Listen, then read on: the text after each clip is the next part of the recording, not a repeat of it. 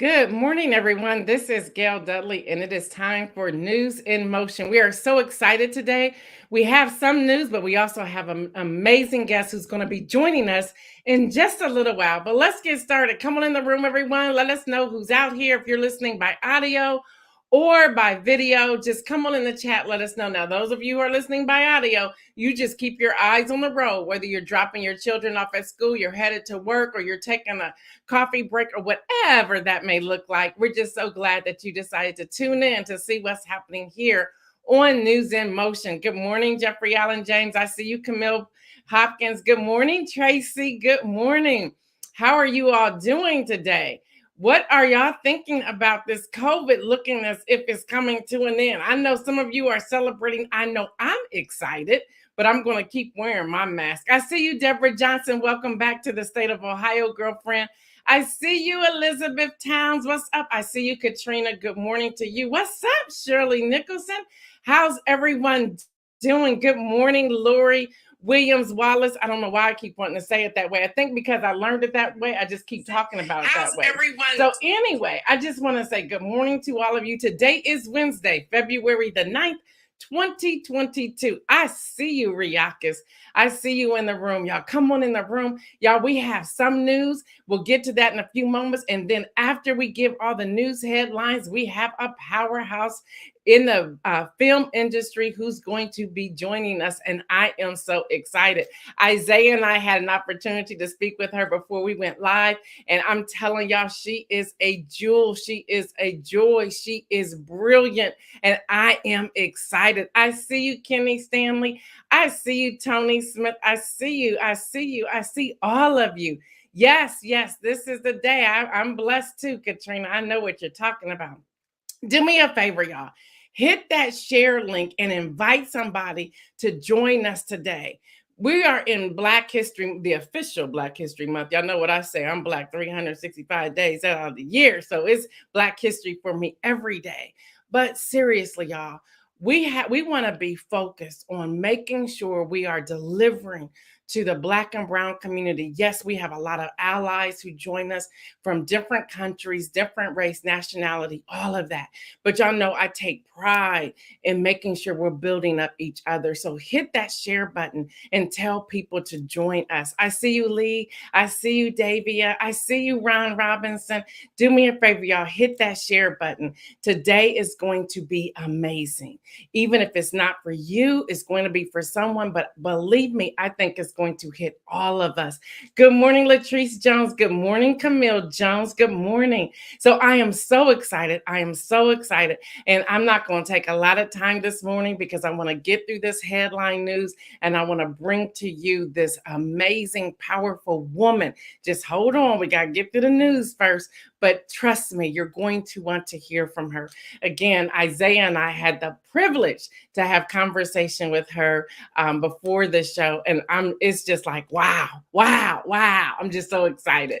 So I see you, Dr. Antoinette. I see you, Diane Ladybug. I see all of you. All right, y'all, it is Wednesday, February the 9th, 2022. And it's time for the headline news right here on News in Motion. I am your host, Gail Dudley. Whether you are watching live or watching the replay, I want to say hello to you.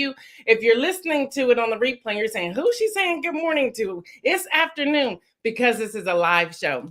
If you are tuning in the afternoon or evening, good afternoon or good evening to you as well. I see my brother just popped on here, Louis Pryor the third. But listen, y'all, this is the day that we should be so excited and so ready to take on. We can do anything we put our minds to doing. All right, y'all, it's time for the intro. So let's get this baby started.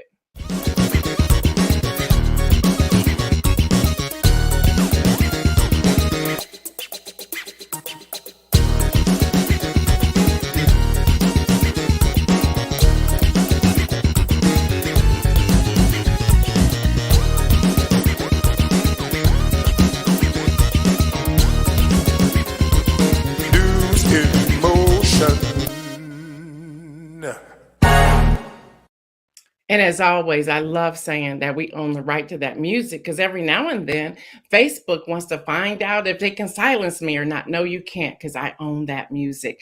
Anyway, y'all, it's time for the daily brief from the Council on Foreign Affairs. Y'all, U.S. official deal insight as Iran nuclear deal talks resumes. Y'all, negotiators resumed talk in Vienna on yesterday over a possible return to the 2015 Iran nuclear deal. So that's happening. Good morning, Regina. Good morning, Kim. Y'all, U.S. to lift the Trump-era steel tariffs on Japan starting on April the 1st.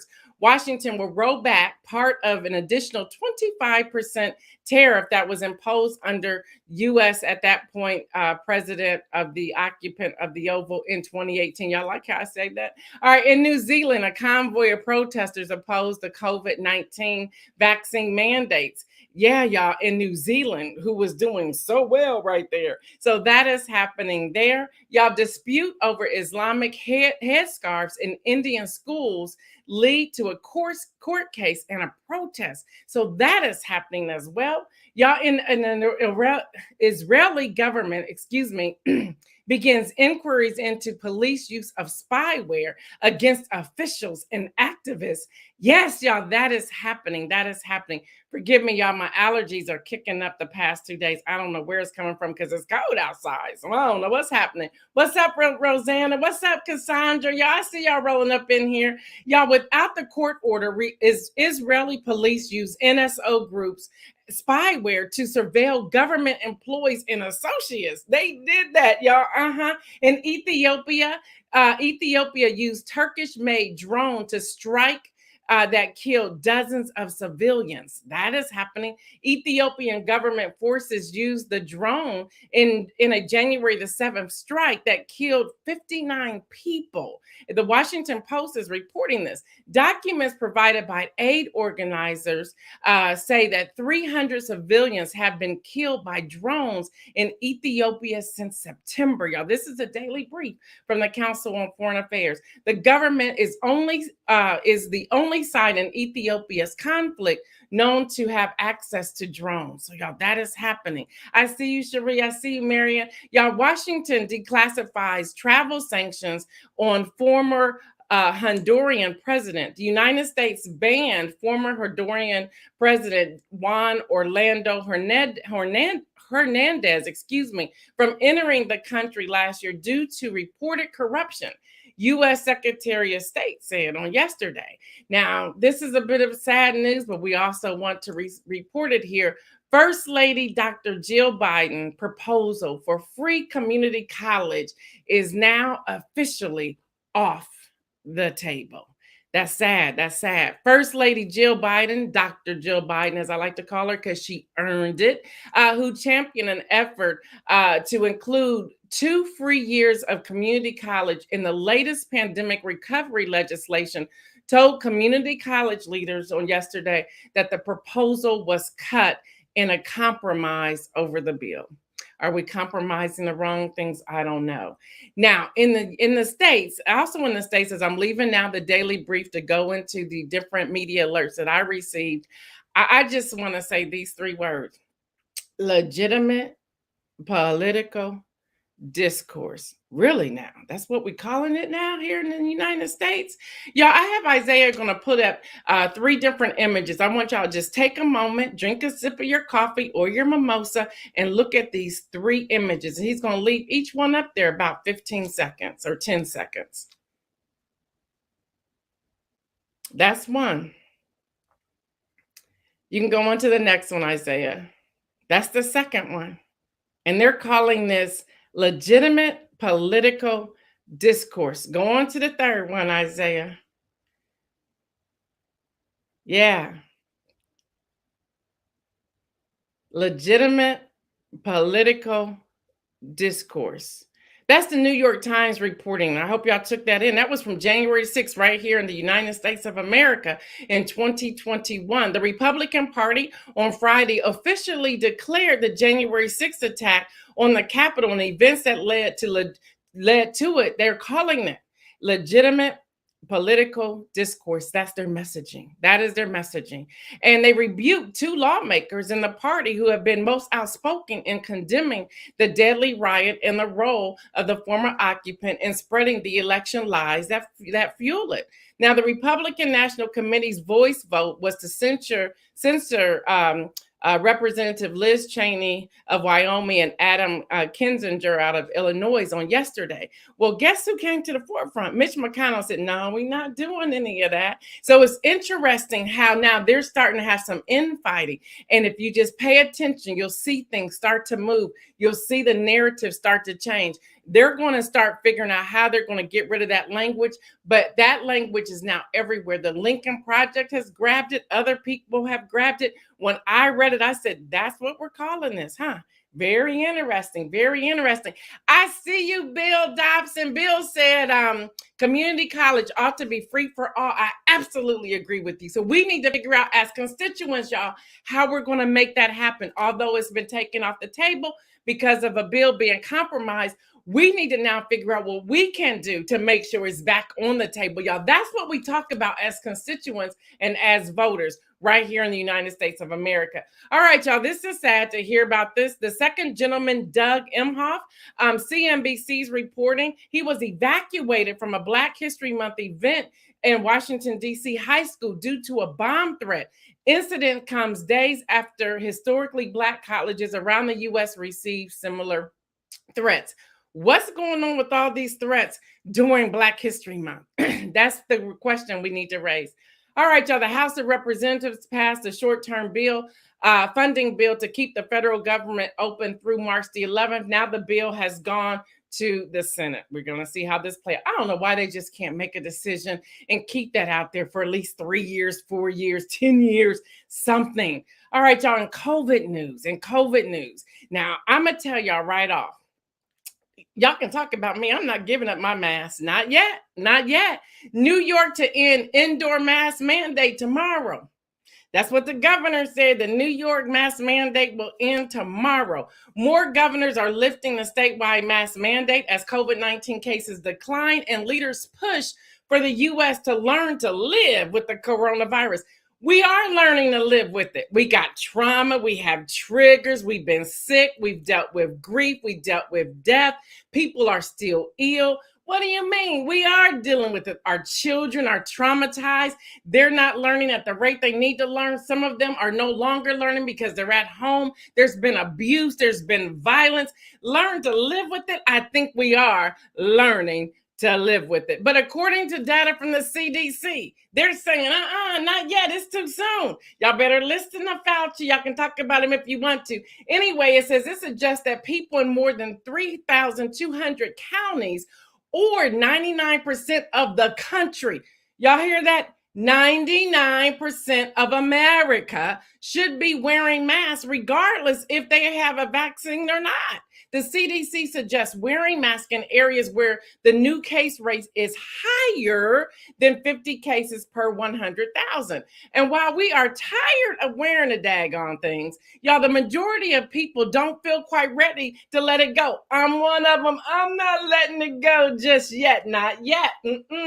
A new Axios polling shows that only 1/5 of Americans supporting dropping restrictions entirely, while others are split on how the country should best proceed when it comes to mask and vaccine requirements. So that's happening. Bill Dodson says, get 3 N95 masks free at CVS. Thank you, Bill. We're going to do that. And by the way, government. I ordered my home test, COVID test, on January the 18th. The day before you were supposed to release them. I don't have them yet. Where are they? I can't reorder them because when I put my address in, it says I've already put in the order. So where's my mask? Where's my my at-home kits? Put in the chat if you have received your free government at-home kit if you live here in America. Let me know that. All right, y'all. Peloton's not playing. Nope. AP News reporting Peloton hires new CEO. Peloton is replacing CEO John Foley, they laid off about 2,800 employees and closed some of the warehouses it owns. The fitness company announced yesterday the changes are seen as an effort to appease investors and slash costs. Barry McCarthy, former chief financial officer at Spotify and Netflix, will replace Foley starting when? Today. They ain't playing around. Foley will become the executive chair. Let's talk about that for a moment. Yeah, they were like, no, he's going to be the chair today, right now, which means they were talking to him and interviewing him before they fired dude right here. So that is happening. Let me tell y'all real quick when it comes to messaging. And just like that, the new Sex and the City that came back on HBO Max. Remember, Big died after getting off of a Peloton. Just remember that he had a heart attack. Now, Peloton was trying to do something with their messaging. They didn't do a good job and their stocks dropped. Their stocks drop. Whether it's associated with it or not, you got to consider your messaging. You always have to have crisis people if you're in this line of business of how you're going to turn that around. Now, get this, y'all. The company said it lost $439 million in the last quarter, which brings about right around that time and just like that, and lowered its expectations for a full year revenue. Now, while shares rose 25% at the close of yesterday, they are still 78% below an all-time high when Peloton was valued at about $52 billion, y'all. That's what it'll be. Now get this. All terminated or laid off employees. Guess what they got on their way when they were walking out the door? They got a free membership to Peloton. What? Who does that? But that's happening, y'all. Hello, inflation, y'all. I'm almost to our speaker, and I cannot wait, y'all. I'm so excited. I'm trying to calm down. But just looking at her website and looking at her Vita and looking at all the great work she's doing, as she's headed to the red carpet, I'm just giving you a little sneak peek of what's about to come. I am just so excited. So let me get to inflation, then I'm going to get to our guest. Y'all, but inflation. Amazon Prime memberships. Y'all ready? Y'all ready? It will increase to $139 per year or $14.99 per month. They always put that in because it looks like, oh, $14.99. Oh, that's just pennies in a bucket. I can do that. That's $139 a year. The increased price will apply to new members beginning February the 18th, 2022. And the increase will go into effect for current members after March the 25th. So they're giving us a little bit more grace on their renewal date. And now, according to CNET, this bump marks the first time Amazon has raised prices on Amazon Prime since 2018. That's just 3 years ago. I love how they try to play the numbers. That's just 3 years ago. Anyway, when the cost went from $99 to $119. Now, that was from $11 to $13 a month. See, $11 looked good, and all of us jumped on the bandwagon. Now it's going up even more. And then the premium subscription service originally launched in 2005 at $79 per year. Yeah, that looked all good, didn't it? But now they got us, They got us now. Elizabeth said that would have been a better membership than a free bike. There you go. I'm with you on that, Elizabeth. I'm with you. What's up, Hester? What's up, girlfriend? All right, y'all. Oscar nominations released. You know, I should do one of these, but anyway, I don't have that status. But anyway, AP is reporting nominations for the 94th Annual Academy Awards were announced yesterday, led by Jane Champion's The Power of the Dog with 12 nominations. The Netflix distributed film, a Western based on the 1967 novel of Thomas Savage, received nods for the Best Picture and all Best Acting categories. Dune received 10 nominations, followed by Belfast and West Side Story, each receiving 7 nods apiece. Netflix will led with 27 nominations, followed by Disney with 23. Right there, y'all can see how the film and movie industry is shifting. It's shifting. But forget all them people. Forget every last one of them. I want to talk about Francis Ann Solomon, film director, producer, Ryder. Yes, she is amazing, y'all. She's a trailblazer in the film and television industry. Frances Ann Solomon is an award-winning film and television director, curator, and businesswoman. She's born in England of a Trinidadian parents. She was raised and educated in the Caribbean and Canada before moving to Great Britain, where she built a successful career with the BBC as a TV drama producer and executive producer. I said a whole lot right there, y'all. Yes, y'all. She also produced and directed films and television programs through her production company, Lita Serene Films. I hope I said that right. Frances Ann moved back to Toronto in 2000, where she continues to create, write, direct, and produce her own projects, y'all. Directing credits, y'all, include the feature film A Winter Tale, Peggy Sue, that's BBC Films and City TV. What My Mother Told Me, Channel 4 Films, the short film Badeshi, the British Film Institute and Documentaries Literature Alive, Bravo, and is a long-memoried woman, Arts Council of England. Her latest feature film, Hero, inspired by an extraordinary life and times of Mr. Ulrich Cross, has received wide critical acclaim, opening a slew of international festivals, and is now available on Showtime, y'all, in the US. She has produced multi-award-winning features, Kingston Paradise, directed by Mary Wales, and was the co-creator, producer, and director of Lord Have Mercy, Canada's first Caribbean sitcom that aired on Vision TV Toronto 1, showcasing APTN, and starred comedian actor Russell Peters, y'all.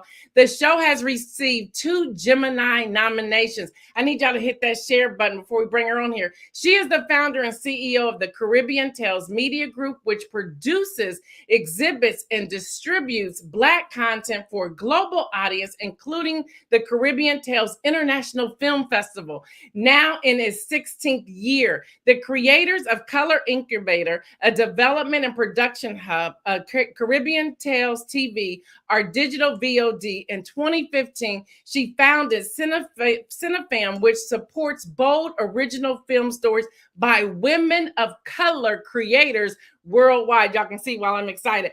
Frances Ann is a director and member of the Academy of Motion Picture Arts and Sciences and the director and the Directors Guild of Canada. All of that, y'all. All of that. I'm so excited. Isaiah, please bring on our guest, Frances Ann Solomon. Good morning. I need you're muted. Morning. I'm so sorry. Good morning, good morning, good morning. That was wonderful. Thank you so much for having me. Oh, I'm so excited to have you here. So excited. So we're going to jump in. And we will also have different viewers who may put their questions up there. We'll get to as many as we can, everyone. But I want to start with this. In November, I was reading that you launched Black Market Releasing, BMR. Tell us about that. It just sounds so amazing. Well, yes. As you know, we're very excited. As you know, Black films and films by people of color have the potential to have huge audiences and make lots of money for their creators and for everybody else. And we at Caribbean Tales Media Group, we've been seeing that over the last 2 decades because we've had film festivals that have packed out the house. You know, Black people and people of color, they want to see themselves on screen.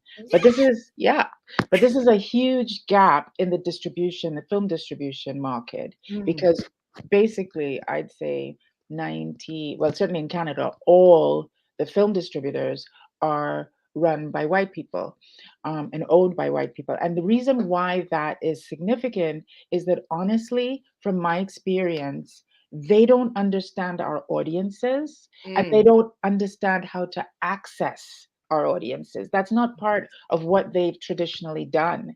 So usually they get a Black film, they're like, oh, we'll put it in the cinema and do some publicity, and that's it. But because we know our audiences, we thought that it was time for us to start a distribution company for Black films and films by people of color. So that's why we started it. I love that. So if somebody was interested in becoming a part of it or learning more about it, where could they go to find this information to apply or to be a part of it or to even contribute to it? Blackmarketreleasing.ca. That's what it is. That's our Blackmarketreleasing.ca. and in terms of the name Black Market Releasing, we want to say that there is an untapped market for our content. Wow. Now, how do Yeah. we reach that market? Have you answered that question? Look, I'm all ears now. Well, I mean, in terms of our audiences and everything I said before about, being able to access Yeah. audiences that we like to see ourselves on screen and we're happy to come. But you have to reach out to us. You have to be able to connect with us. Yes, That's the yes. secret, and that's why we as Black creators, we're just better at exhibiting and selling Black content. That's true. Do you think that there's a level of fear between those who believe they have the gift or they aspire to be in Black filmmaking, but they have a fear of making the connection? And if so, how do we help them make that connection? You mean in terms of white-owned companies or Yes. yeah. No, I White don't. owned, I yeah. think it's genuinely a gap in their knowledge. They just, you grow up. I mean, you grow up with white people, your friends are white people, you go to school with white people, you go to university with white people, and then so you don't understand. And it is actually a very segregated market in a lot of Mhm. ways. And so you don't understand what to do. You don't have the connections into the community. You don't have the connections with the community organizations that really can connect with people. And so it's just been traditionally a big gap. And also, the other thing is, so what's been happening in the past is that they would contact me and say, "Can you do this work for us?" Mhm. And my response has been like, "Yeah, are you paying me?" But so now it's just like, you know what, we'll do it, and we'll do it, and we'll Right. make the money because we can, because we've been running festivals for so long. Yeah. I love that. Kenny Stanley, he's one of the people, he comes on now with me on Mondays because he has a love for sports. And he's saying, I knew that I would be involved in sports somehow. I played and coached, but I knew there was something more. What did Miss Solomon know that when did Miss Solomon know, excuse me, that she wanted to be in the business of film? Well, honestly, when I was a child, I always wrote stories, and then I started putting them on a stage for my dad. I would have these shows where my dad was the only person who'd come to them, that kind of thing. And then I always said I wanted to be a writer because I always loved storytelling. And honestly, growing up in the Caribbean, being a filmmaker was not an option, right? It wasn't really something that there was. And it Okay. certainly wasn't like, oh, you grow up and you become a filmmaker. No, it was Dr. Lawyer if you were lucky, right? Right, right. So it wasn't until I got to university, I actually decided to study theater.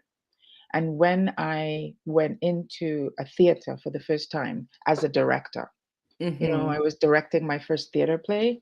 I just felt it just was like falling into a slot that had been made for me. I felt like I'd just come home. And from then on, it was like, okay, how do I tell stories on a bigger platform? I And like so, that. it became, you've got to make films because that is the new medium. It is the medium of our time is filmmaking. Yeah, Yeah. yeah. I love that. We talked about the black market releasing. You also launched the Caribbean Tales Black Incubator and Studio Access Project. Can you tell us a little bit more about that? And I see another question in the audience, but we'll get to that in a moment. Tell us a little bit more about the Caribbean Tales Black Incubator and Studio Access Project. Well, we've been running an incubator for Black creatives and creatives of color since 2010, because our belief was that it wasn't enough to make films and to show films. We also needed to train. We also needed, as creators of color, to enter the market to be able to be sustainable, to sell films and make money from them and make a living. And so we started the incubator in order to train creators of color to create marketable and market ready content for the international market. Because, in a way, we have wide audience potential because of we, like as Black people, it's not just Canada or the US that our audiences reside. We have massive audiences in Africa. We have massive audiences in the Caribbean and South America. And we also have big audiences in every major urban center of the world. So it's important to see our um, monetization potential as global, as part of that global diaspora. So we wanted to train filmmakers in that process. We started it in 2010, and so this year we're focusing specifically on Black entrepreneurs. That's why we calling it an entrepreneurial incubator. I love that. Thank you for that. We also have Lori Wallace, who's a viewer. She writes screenplays. She is a choreographer of a play coming up in Ohio. She says, being a creative, we're always thinking of how or beyond. What finally made you take the leap to make your dream a reality? Well, I always, I guess I one thing is that I always was committed to being a film director. And as a woman of color, that was pretty much off the table in some ways as I entered the job market, because the kinds of people who became film directors were white men. That's it. It was very clear. But I was committed to it. Um, when I took the leap, I'd been working at the BBC for maybe 10 years, and I decided to take the leap and start my own company and commit to it.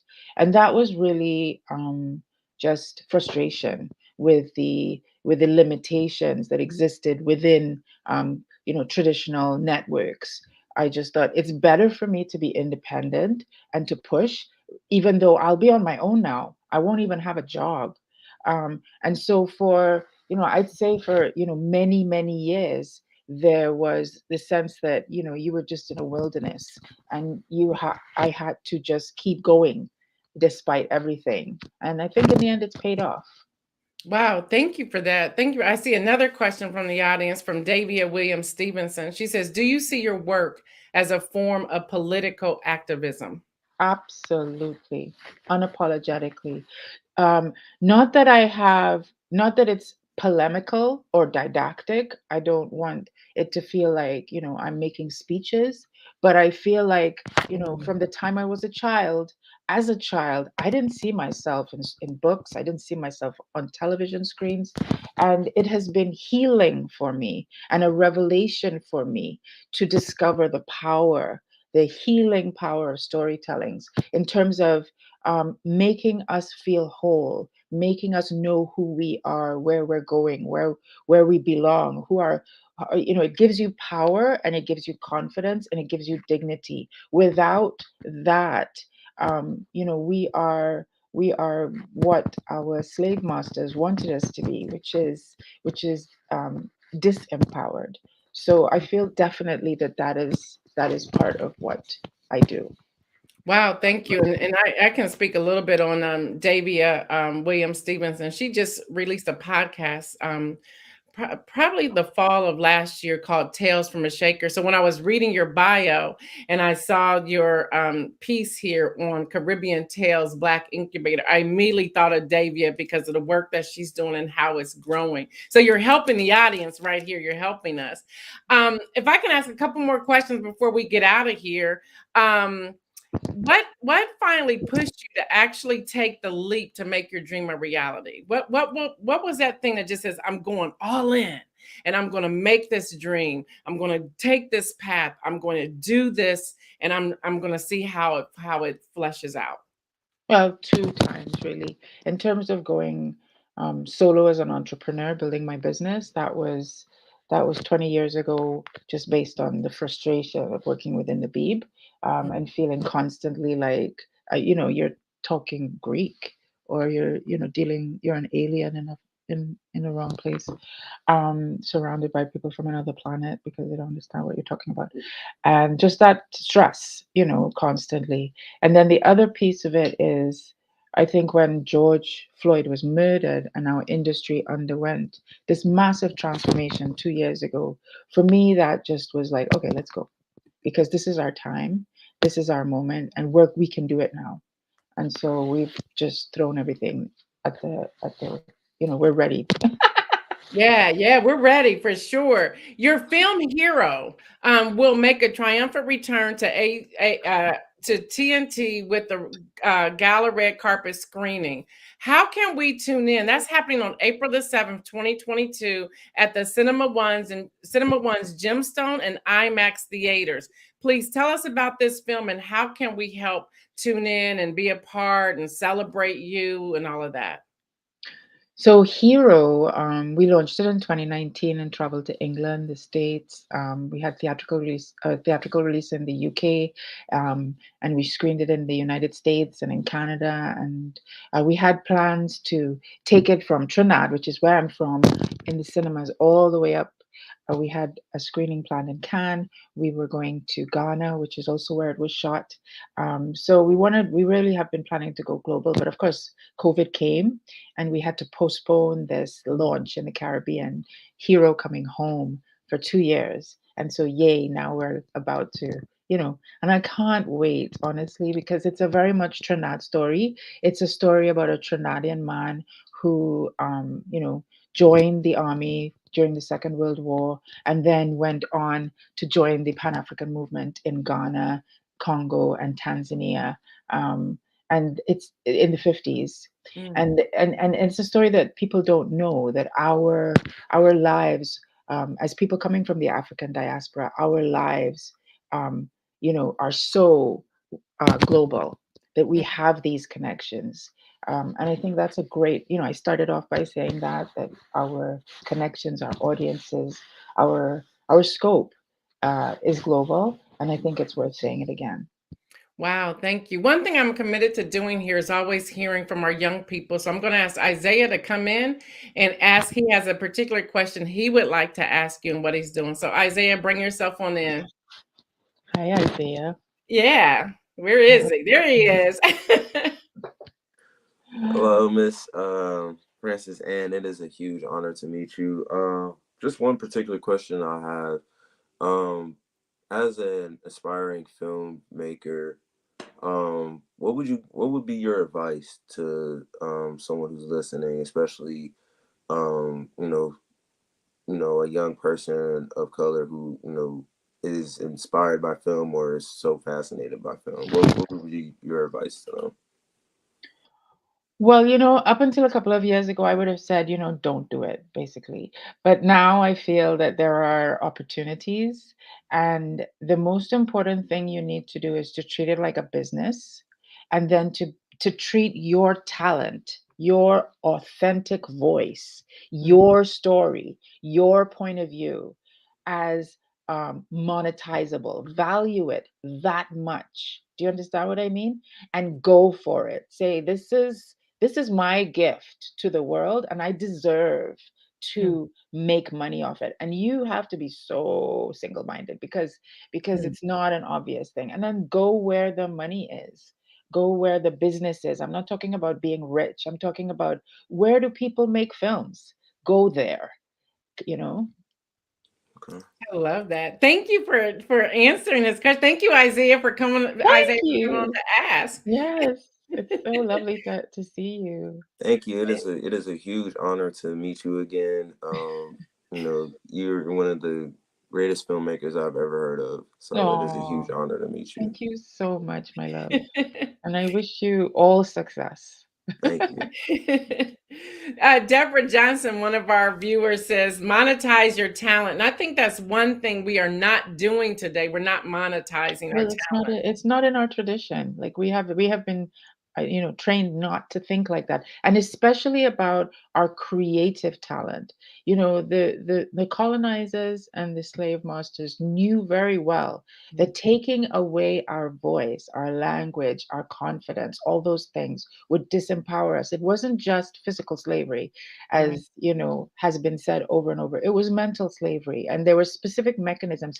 So taking back our voice and saying our voice has value is really, really important. Not that you want to be a millionaire or be mercenary about it, but you need to understand that this is, and because of the barriers that have traditionally existed, it's not easy, but you have to understand and you have to go for that. Yes. You know, what's interesting as we get ready to sign off here, what's interesting is that doing this show now going on almost 2 years, as I was sharing with you in the green room, the sponsors that have been reaching out to us, there's always this clause in there. They want to some degree, censor me. I'm like, I'm not doing that. I got to find another way of doing this to make it continue to grow and succeed. But there's always some sort of censorship. Are you finding that even with films that people want to censor you if they want to help invest in or help you with your films? Yeah, and I love I love this point, because monetization does not mean selling out, right? You have to that's also part of it, right? You need to understand that a tool of the oppressor is censorship. And so in order to retain our authenticity and our voice, and that makes it harder. That makes it very much harder, as you know. Yeah. But you have to hold on and um, keep insisting that no, it's not a censored voice, because once you start cutting into what you do, cutting up into pieces, and then eventually it doesn't make any sense anymore. Do you know what I Right. mean? Yeah, you have Right, to. right, that's happening. So how can people we have your website up here. How can people reach out to you? Is it through your contact form on your website? And what would you like to share with us? How can we also contribute? I'm always building on this show that if anybody has something going on, we want to show our support. So could you let us know how we can contact you and how we can contribute to help support the work that you're doing, which is absolutely amazing. Thank you so much. So, yeah, that's my website, francesansolomon.com. And then also, we have the Caribbean Tales. You can Google the various Caribbean Tales Media Group, which includes Caribbean Tales Film Festival, Caribbean Tales TV, Caribbean Tales Flicks, Caribbean Tales Worldwide Distribution, um, and then also Cinefam. So all of those, cinefam.ca, and that has its own. And also we have a film festival in the UK, the Windrush Caribbean Film Festival now. So we're fulfilling our purpose of thinking global. So you can go to any of those, look up any of those things, and you can access us through there, depending on what you want to do. Film that you're interested in having screened, you want to get involved in our productions, you want to talk to one of us. Yeah, there's multiple points of entry, and also social media, of course, on all platforms. And your I think I have it here. Your Instagram, maybe I don't have it. Can you give us your Instagram real quick, please? La Belle Shabine. La Belle Shabine, LABELLESHABINE. Okay, and we'll put that in the chat as well with everyone. Y'all, sounds like there's a News in Motion, a vacation, a conference, a film festival we can all go to and meet up and support Frances Ann and her amazing work. Thank you so much for hanging out with us today. I greatly appreciate you. I know the audience appreciates you as well. Thank you, thank you, thank you. Thank you so much to you both. All right, have a great day. And you. Bye. All right, y'all, it's time for the inspirational message, and we're out of here. Wasn't she fabulous? Hopefully, you were taking notes. You're going to follow up, go to her website, see all the great things that she is doing. I know I'm supporting it. I'm trying to figure out how I can get to Trinidad. Hello, somebody. Real quick, y'all, here's the inspirational message. Live into what God has for you, live into that. Live in what you stand for. Live into what you stand for. What is it that you stand for? Identify what that looks like and live into it. What do I mean by living into it? I'm saying walk it out every day. Do something, progress, enjoy, have fun, skip if you need to, run if you have to, but live into what you stand for. Also, live into your accomplishments. Y'all heard her. Y'all look, when you go to her website, you're going to be so impressed. Her accomplishments are many. She is an outstanding film director, producer, and writer. So live into your accomplishments. Do not be afraid to let people know what you have accomplished. Your accomplishments are grand. They are exciting. Live into those accomplishments. Also, live into your greater. Live into your greater. It may not look like it's great right now, but live into that. Live into it anyway. Live into your greater. Y'all also define what your greater looks like. So get out your pencil and paper, think about it today, and define what that looks like. Y'all, I took a lot of notes the other day just to write this up, to share this with you. So just give me a few more moments and we'll be out of here. Love God and love you. I talked about this the other day. Love God and love yourself. Do you? Y'all, here's something, and yep, y'all may think this is a little boastful, but I'm going to say it anyway. Be the force to be reckoned with. Yeah, I said it. Be the force to be reckoned with. Also, live you. Do not get caught up in trying to be someone else. Do not get caught up in trying to be somebody else. Guess what? You're not gonna succeed that way. You're not going to be happy, and your joy is going to slip away. Do you, be you, love you. That is so important. Y'all, be centered, have confidence, have clarity, and commit to something. I'm gonna give that to you again. Be centered, have confidence, have clarity, and be committed. Be committed into what you're doing. Y'all, Frances Ann Solomon didn't just arrive there. She worked there. You heard her answers to the questions that we were asking. And there was progress. She kept going. You heard what she said to Isaiah. A couple years ago, I would say, don't do it. She goes, now I would say, do it. Y'all, we cannot be afraid to monetize. We cannot be afraid to monetize. Y'all, there's a great resignation that's happening. Everybody's working from home. I've been looking at where these people are going. Many, many people have started a business, a company, and what they're doing. They're doing it, y'all. They're doing it. They are doing it. So it's time for you to do it. So you want to be centered, you want to have confidence, you want to have clarity, and you want to commit. And then live by surrounding yourself with others who are thriving. Iron sharpens iron. So you want to surround yourself with others who are thriving. All right, y'all, make a life decision today, whatever that looks like. Y'all, thank you so much. Thank you for sharing. Continue to share the work that Frances Ann Solomon is doing. Y'all, it is amazing. Her work is amazing. I am so thrilled that she said, I want to come on News in Motion. And I am just so grateful for her. And again, the work that she's doing. Thank you all who participated in sharing questions. Thank you, Isaiah, for always coming on the spot. He's that young man, that young Black man that I want to continue to highlight and put out there. So yeah, I might be a little biased. He's my nephew too. So I'm doing it anyway, but I want to see all of you thrive. So start thinking about what that looks like for you and what you want to do. What does that look like for you and what do you want to do? Y'all know what I say. Y'all stay well, everyone. Wear your mask. I'm wearing mine. I don't care what they're dropping. I'm going to keep wearing my mask. Practice social distancing. Hey, listen, stay up off of me. Don't be rolling up on me. I like the space. I like it. It's been now going on 3 years.